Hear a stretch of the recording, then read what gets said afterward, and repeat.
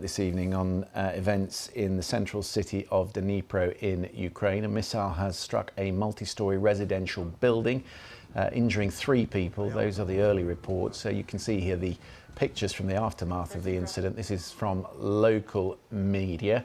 President Volodymyr Zelenskiy has described the incident as Russian missile terror. Oksana, our reporter in the newsroom, Oksana Kondarenko, is watching this for us.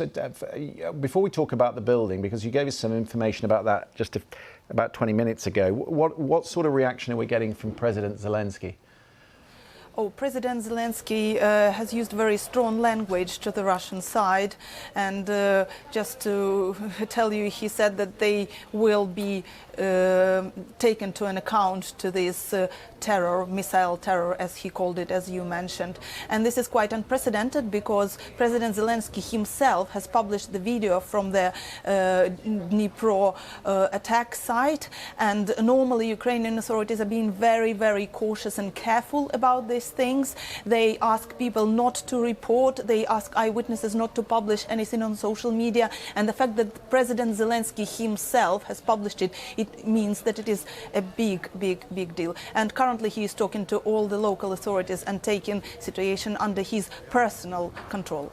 Okay, I'm just seeing some new copy here this is from BBC Monitoring. Oksana, thank you for that. 5 people found to have been injured in that strike after all the flats in the building were checked. That's according to the Interior Ministry. The casualties included 4 men aged between 18 and 53 and a 77-year-old woman, all of them getting medical attention without being admitted to hospital. One of the advantages, I suppose, if there is an advantage, is that this building was largely empty, I think. Let's speak to someone called Shahida Yakub. She's from Dnipro. She witnessed the attack. Shahida, it's good of you to join us. I was just saying, I get the impression, just looking at the pictures, that some of these apartments were empty. Is that correct? Some of the apartments do seem empty, but it's hard to say because it's Friday night. Obviously, some people were out. But when I was speaking to the bystanders and a lot of people, new people who lived in the newly built apartments, they said that there were people inside. Just mind you that there are like residential blocks. There are 3 blocks. And there were families there. So families with kids were inside, probably.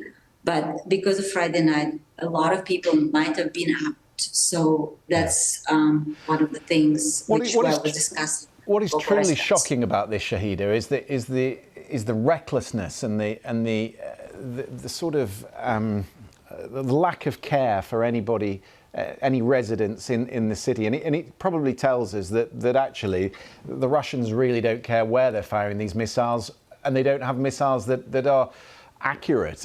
What's it like living under that sort of terror at the moment? Do you always run to the shelters, or does it just become too much to keep going to the shelters every day? I'm actually not from here. I just came here. I'm making a documentary film, and I just arrived here today, and I was walking on the street, on the same street where the attack happened, and I basically missed it by 2 minutes. It was a huge 2 bangs, really loud, and then a smoke, and then it was obvious that something happened. The one thing I can say to you is that there's nothing safe here in Ukraine, anywhere in Ukraine, travel across the country every day. So we thought that Dnipro is more or less safe because tomorrow we have to go somewhere else, but hey, no. About the recklessness of the attack, just opposite those residential blocks, there is a building of Ukrainian Secret Service, which is, from my conversation with a local resident, was empty for months. And Russians targeted, obviously, that building and a nearby building. Recklessness, yes, but we've seen this already in Ukraine over and over again. Residential houses and apartment blocks are being hit. So you never know where it's going to land. Like, I was walking on the street just to get to the shop, and there were bangs, and the next thing we think, smoke and a fire. Yeah. 2 incoming bombs. I've only got a minute left, Shahida, but is there no air protection in Dnipro? No anti-aircraft missiles there? Well, the problem with this particular attack, there was no siren before the attack.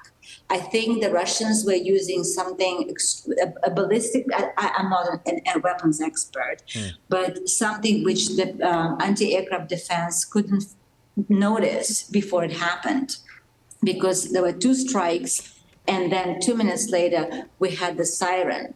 So I think that the anti-aircraft defense system didn't notice those missiles. Right. That is the problem. Shahida Yaqub in Dnipro, thank you for coming up and explaining to us what happened this evening. 5 people injured in that strike on a multi-storey building in Dnipro. The President Volodymyr Zelenskiy has called it Russian missile terror. We'll keep you updated on developments in Dnipro. Do stay with us.